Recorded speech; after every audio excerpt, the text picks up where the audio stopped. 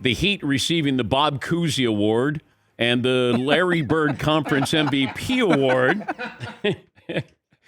As Ernie Johnson said, it's not lost on me, the irony of this, but is it ironic, sad, or hysterical?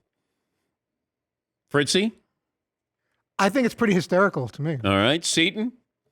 Yeah, I mean, it was going to be my best of the weekend. Okay. I thought it was just, I was absolutely dying last night watching. And Ernie, yeah, he had a great, right, the irony here is not lost on me. Marv? Oh, hysterical. All right. Paulie? Yeah, hysterical. That's a brutal weekend. And a holiday weekend in Boston. All the bros were out all tanned up. Everybody primed for a historic night. Got some beers Best in ya. comeback ever. Yeah.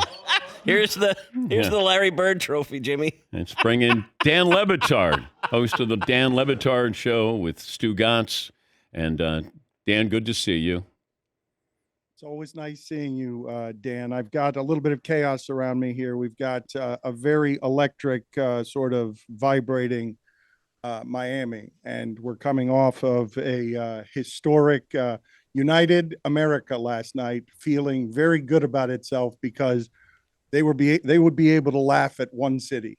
Last night was a winning night for America. Either today would be about laughing at Boston fans or laughing at Miami fans, and America wins today. And here's the best part about it. America was going to win today no matter what. One hated fan base was going to allow you to laugh like that today. So congratulations to America. Yeah, but I don't know if America hates the Miami Heat anymore. No? No. We kind of need it. We kind of need it down here. They hate Miami, Dan. Oh, but not the Heat. I believe that all things Miami are something that divide America. Do you guys hate the Miami Heat? Like Jimmy Butler's a great story, and Caleb Martin and Gabe Vincent and Eric Spoelstra. And we need the hate. We've been starved for the hate since 2010. Why are you not understanding what's happening around here? Wait, the lights just went out on your show. Oh, my God. Yeah. Haters. What happened? Haters. Bring back our hate. Okay. Well, I'm sorry that the power has gone down here. I can still hear you, though, Dan. I can still hear you. You never look better. I love it. Yeah. Anybody got any matches? Yeah. How about a candle? Look, Something. I'm running a media empire here, Dan Patrick. This is a very exciting time in our history. Man. Everything shakes and creaks down here with the enthusiasm. We've lost all power down here, so I'm sorry this isn't a better televised affair. Do you? Is this? I like it. I like it. I like it. By candlelight. Can you see me? Okay. Can you see me? No. Is this the Levitard Blair Witch Project? I'm sorry that I literally, after leaving ESPN, can't keep the lights on. Stu Gatz, pay the bills for the man, will you? You want me to pay the bills? Get out of here. I don't pay my own bills. What would it be like today if the Miami Heat had lost last night?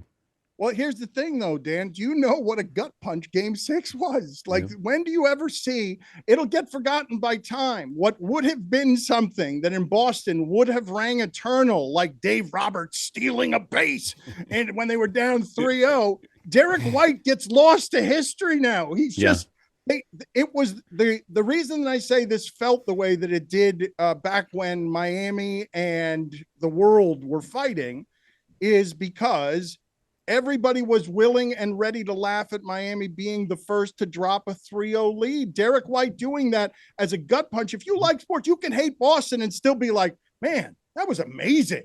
What an amazing ending. And Boston would have had that forever. Instead, they had it for 2 days. It's gone now. Like it evaporates into something like, oh my God, that team was a laughing stock. And here's the best part. If you want to laugh at Boston, Boston's season ended on the very next play when Jason Tatum hurt his ankle. Like the very next time they played a basketball play, everything that Derek White gave them was gone. And so it's something you can laugh at. Just like us losing the lights here at a seminal moment in sports history in South Florida, where we've got 2 8 seeds ruining Boston season. 2 8 seeds ruining everything Boston wants to believe in as hope. We really hate Boston. It's a legitimate rivalry, Dan. We don't have those anymore. It's a legitimate rivalry. Those are the best two teams in the East the last 4 years, and they hate each other. Going back to Pat Riley hates Boston because bleep Boston. Okay, who's more important to the Heat and their success, Eric Spoelstra or Pat Riley? Why do I have to choose? You have to choose. I Dan. ask you to choose. You look, it's sports radio. Exactly. Tell him, DP. Look, okay. Eric Spoelstra learned in the dark crevices of the caves of whatever obsessive compulsiveness. Sort Pat of what Riley's- you're in right now, a dark Right, cave. exactly. Look, in sports, Eric Spoelstra, he was spending years sculpting in the dark recesses of the film room before technology was good. Like he's splicing up tape, and he comes through 30 years of that. And now what is it? Seven finals or Eastern Conference finals, whatever the numbers are. Half the time they get that far, and it's all of it. It's not just Spoelstra. It's Spoelstra handed down from Riley because he learned all the Riley stuff, and they still go face-to-face on confrontation, even though Riley's damn near 80 years old. Will you answer the man's question? Damn. I mean, who built it? Pat Riley built all of it. Okay, so Stugotz, let me ask you. Yeah. Who's more important? Eric Spoelstra.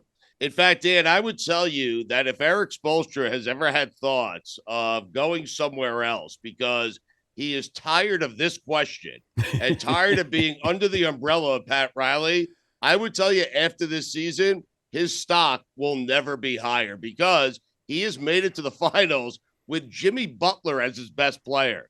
And when you consider what jobs are open right now, No. Eric Spoelstra can say, hey, here's my salary. I want team president. I want head coach. I want control of everything. Not surprising. And go do it in Milwaukee. Not surprising that Stugotz would turn Spoelstra winning into a leverage play. Listen, how about, well, it is, but how about we stop giving Riley credit for something that Spoelstra is actually doing? Okay. And Because Spoelstra's on the bench and he has coached these guys to within 4 games of an NBA championship. okay, but what I would also say, Dan, is you see coaches who are on very good teams. A bunch of superstars are available right now because Doc Rivers can't do Joel Embiid. You got Kevin Durant gets Monty Williams fired. There are very good jobs available that are never available. And in Miami, Spoelstra knows that the guy who was with him in the video room is with him still because he's got organizational stability behind him. It doesn't matter who you choose to me. It doesn't. He could have gone to Portland, gotten an ownership stake, could have been president, could have had power, but he's been comfortable growing old here, learning what he's learned here. 30 years of, you saw him. Dan, have you ever seen after a game 6, a coach going into Boston for a game 7 as an 8-point dog, banging on the table? I want to tip it up again right now. Right now. I want to tip it up again. Like you could give it. I don't know why we have to separate the credit. Why do we have to choose between them? Why can't it be organizationally? This is a really strong organization that has done more winning this century than the Celtics, basketball's most historic franchise. See, this is why I'm starting to hate the Heat again, because people like Dan Lebitard telling me all that. And by the way, don't take credit for the Florida Panthers here, Dan. What do you mean? I mean, aren't they closer to Boca Raton? Yes. Actually, we were Not saying even. that the boat parade is going to be airboats because they exist in a marshland. But yes, it's aggressively. I mean, Sunrise, Florida, that's where you go to die, isn't it?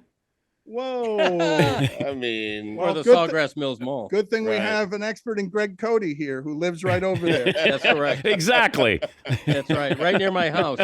But you know what? I'll tell you what, Dan Patrick, Spo's loyalty to the Heat is baked in. His loyalty to Riley is baked in. He's not going anywhere.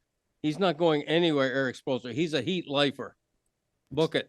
That's our popular Greg Cody, longtime. Total homer. Yeah, Total homer. absolutely. Like, Especially this week. he just gave you book it like it was a 70s detective catchphrase. Thank you. Book it. Yeah.